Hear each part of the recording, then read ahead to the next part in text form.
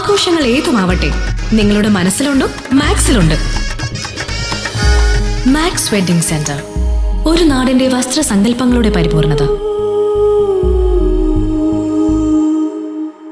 പെരിന്തൽമണ്ണ നഗരസഭ സാന്ത്വനം ക്യാമ്പിന് തുടക്കമായി.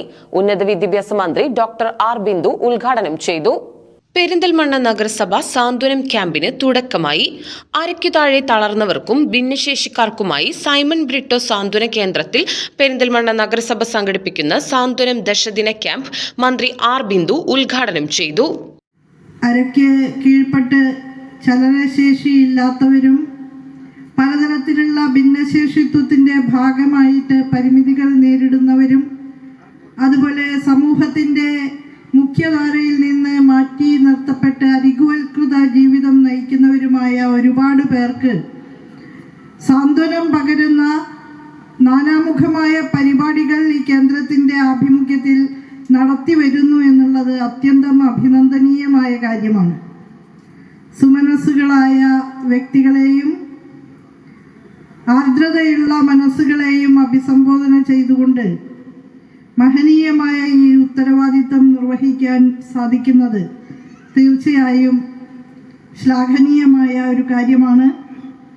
ഈ പദ്ധതി പ്രവർത്തനങ്ങളുടെ ആകെ ഗുണഫലങ്ങൾ അനുഭവിക്കാൻ കഴിയുന്ന ഭിന്നശേഷി സഹോദരങ്ങളുടെ പേരിൽ ഞാൻ നഗരസഭയ്ക്കും നഗരസഭ നടത്തി വരുന്ന സാന്ത്വനം പരിപാടിയുടെ പിന്നിൽ പ്രവർത്തിക്കുന്നവർക്കും അതുപോലെ സൈമൺ ബ്രിട്ടോയിൻ്റെ നാമധേയത്തിൽ സ്ഥാപിതമായിരിക്കുന്ന കേന്ദ്രത്തിൻ്റെയും എല്ലാം ഭാഗമായുള്ള പ്രവർത്തനങ്ങൾക്ക് സർക്കാരിൻ്റെ അഭിവാദ്യങ്ങളും അഭിനന്ദനങ്ങളും അർപ്പിക്കുകയാണ്.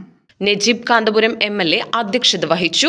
നഗരസഭാ ചെയർമാൻ പി ഷാജി, സ്ഥിരം സമിതി അധ്യക്ഷരായ Ambili Manoj, Mundummal Muhammad Haneefa, Shancy, K Unnikrishnan, Santhwanam coordinator Saleem Keezhissery, V Rameshan, Kutteeri Manuppa, നഗരസഭാ secretary G Mithran, nodal officer T Rajeevan, നഗരസഭാ clean city manager CK Valsan എന്നിവർ പങ്കെടുത്ത് സംസാരിച്ചു.